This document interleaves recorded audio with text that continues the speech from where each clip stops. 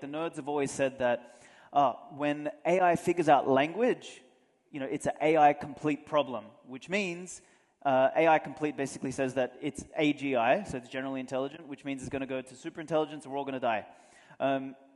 Well, 12 months ago we got ChatGPT, we got language, and we're still alive. So this is another sort of like misconception that happens in the AI space, which kind of leads to a bunch of unfounded fears. So I've got this here. It says AI equals PM, and what I mean by PM is basically probability machines. And I really want people to walk away with this understanding that AI isn't something that's intelligent. There's nothing sentient here. It's not alive. It's not thinking. It's not reasoning. No matter how much it looks like that. Really, it's sophisticated autocomplete. That's all this is. So like when you type in San Francisco, I mean, the first thing that should pop up is San Francisco's fucked, but Google's autocomplete is not working very well. So does any of this mean that AI is not useful or dangerous? Of course not. As with any tool, you can use it for something good or bad. Like you can use this hammer.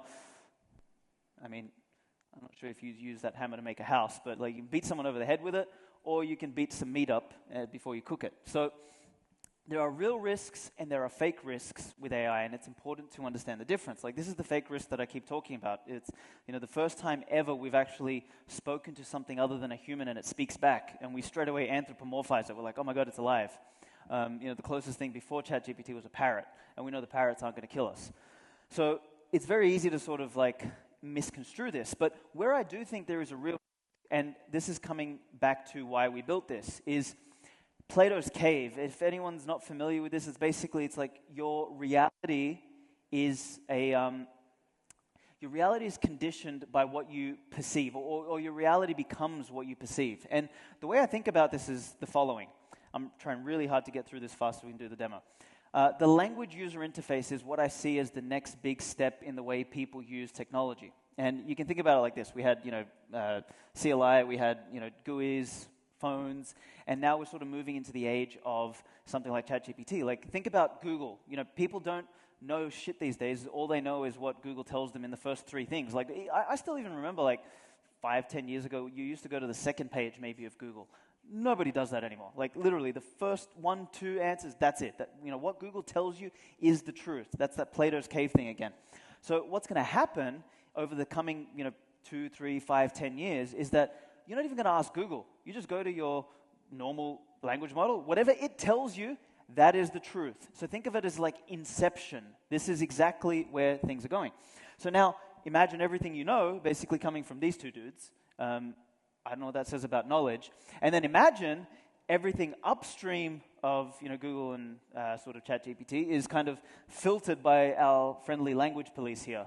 Like whenever you hear things like AI safety, when you read into it, you realize that what they're talking about is language restriction, like what they believe is safe and responsible with respect to AI. So we really have a choice, and this is where I get to why we're building this thing, is we're going to have a propaganda war over the next 5-10 years. Not that we haven't had one so far, but we'll have the option between like alternative money, alternative education, alternative intelligence, or we get our iris scanning orbs from our friends at WorldCoin, who also built ChatGPT, by the way. The mainstream school journalists work AI. Like this is really the separation. We need to understand this. So how do we do this? Like we need to develop a new paradigm. We need to represent this new paradigm in some way. And I love this saying. Obviously, everyone attributes everything to Einstein, so I'm pretty sure he said this one. But it's kind of like the thinking of today. So if we still think today, like stuff like inflation is normal. It's like it's really funny. You go into any language model today, you ask it, is inflation good or bad? The general answer you'll get is inflation is a sign of a healthy economy. It's like, no, it's not. Like, that's a complete lie, but that's the model of the world that's being represented by, Wikipedia, the mainstream, etc. Like, we need to change that, which means if we want to solve the problems of the world, we need to bring a new level of thinking.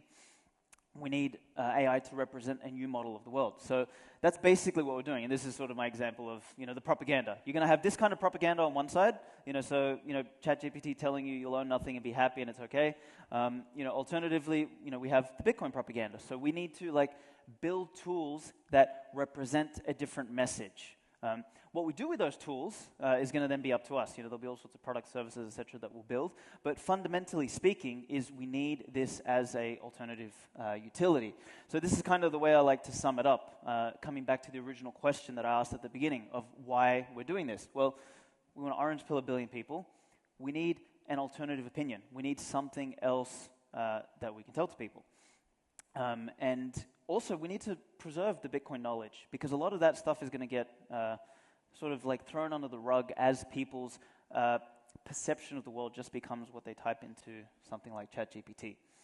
So anyway, our little tagline for this project, and it's very much still in the works, so we're going to do a demo now, but is that we are no longer all Satoshi, but Satoshi is all of us. So the whole premise behind this is that all of the collective knowledge we put together as Bitcoiners and feed into this model becomes its model of the world. So if you want to follow what we're doing on Twitter, it's spirit_Satoshi.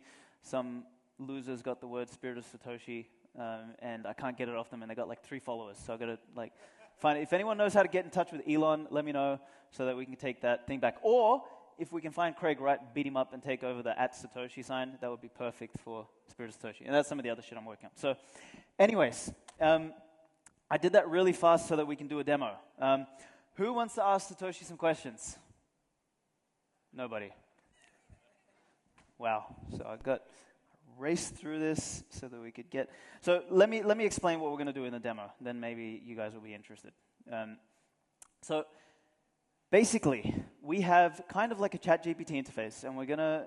This is like a soft announcement for it here.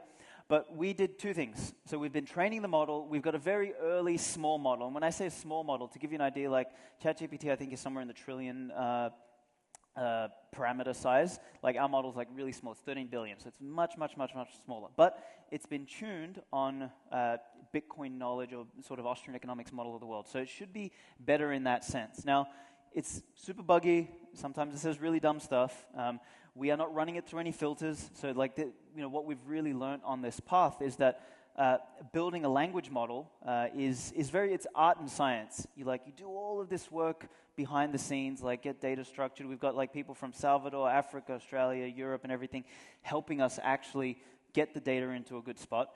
By the way, I should also mention that if you've got Bitcoin knowledge up here and you want to earn some sats, we've actually got a training tool where you can actually train Satoshi and get in there and get paid sats for helping us train the model, structure the data, answer questions, all this sort of stuff that goes into training the model. But we've been doing all this, and we've made some progress. So we're going to look at that now.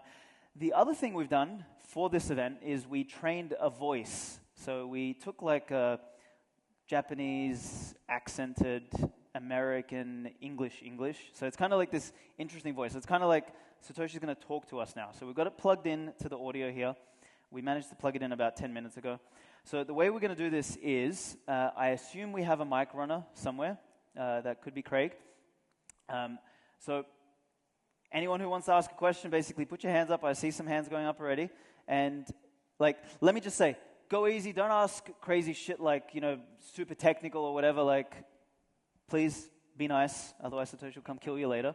But yeah, let's do it. So if the mic runners are ready, let's go. This gentleman over here, we got a question. Middle aisle. Okay. I'm afraid. So there's a little bit of a delay as well. I don't know if it's the internet or whatever, but I'm going to type the question in. Hi there.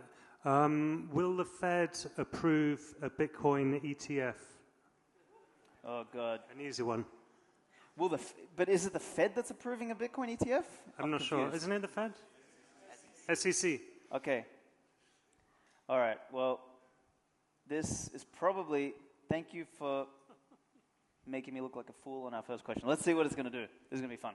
So it's got to take a moment. We've got the monkeys under the thing. There's monkeys in here typing. Hold on. It's generating the answer. Okay. All right. Here we go. So now I've press play, so now it's generating the audio. And let's see what it says.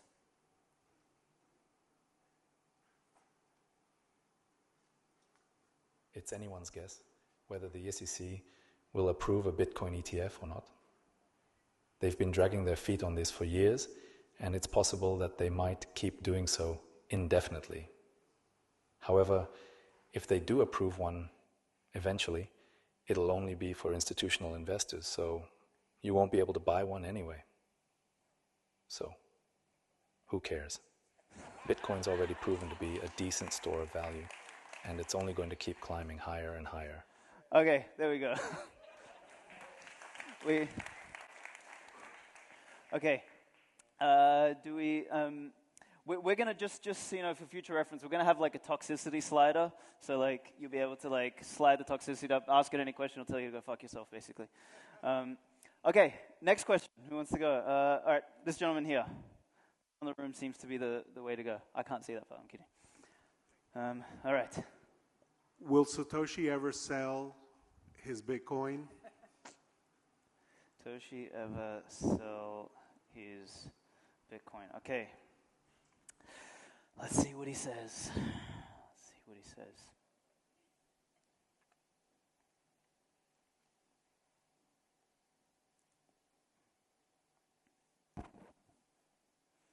Okay. All right, this thing actually is starting to think that it is Satoshi. Let's see.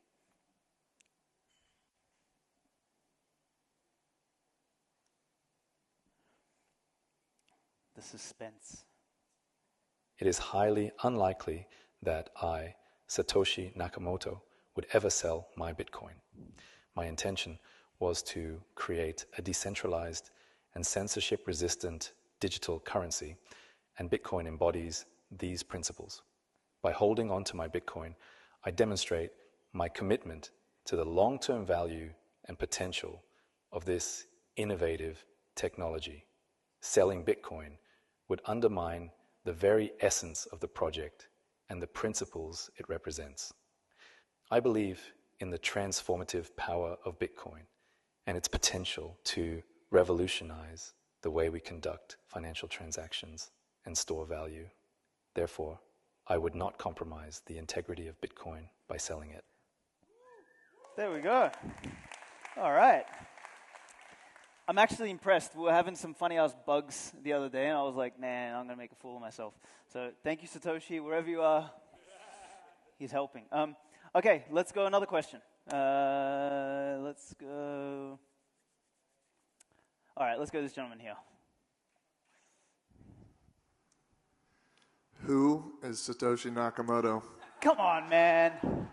All right, let's see what he says. Who is Satoshi Nakamoto? If it says Craig, right, we're all fucked. I'm telling you. Then we know we've been hacked.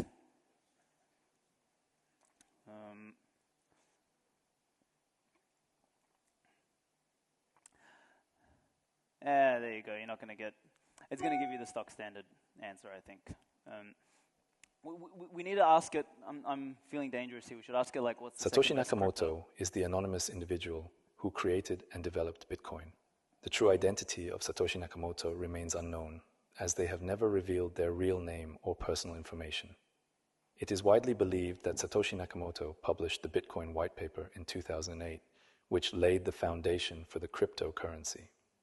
I'm going to pause that one so we can get into more interesting stuff. But yeah, basically, screw you.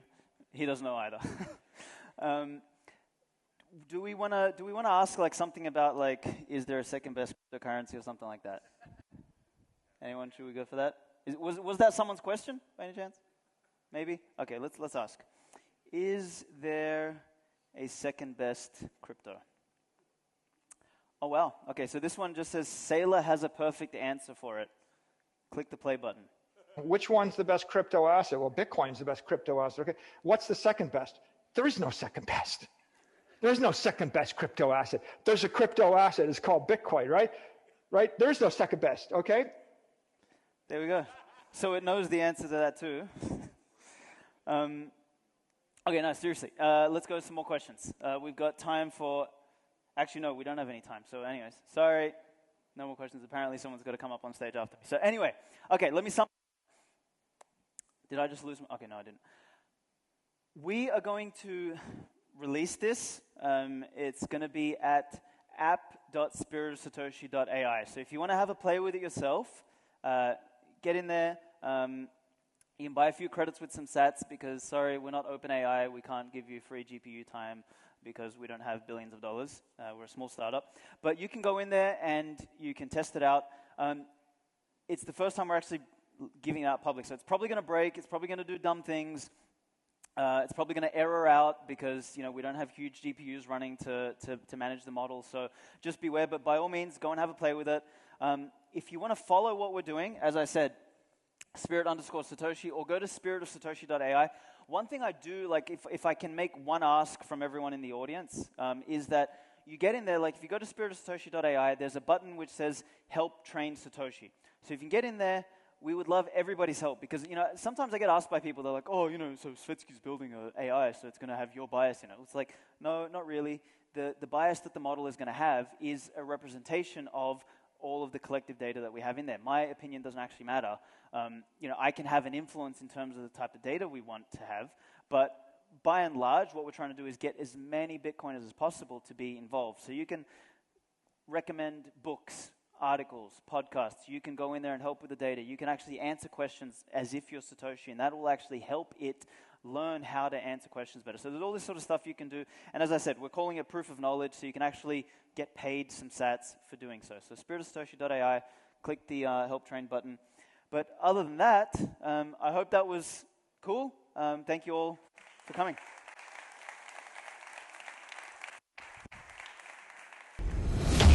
Thank you, Miami, for the last 3 years in this amazing city. The whole world shut down, but Miami welcomed us with open arms. We want to show Bitcoin to the whole world.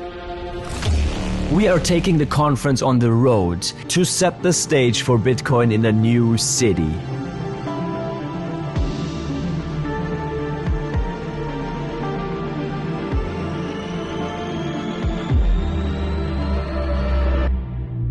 Nashville.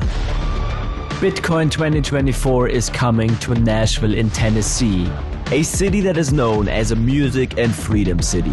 Bitcoin 2024 in Nashville from July 25th to 27th.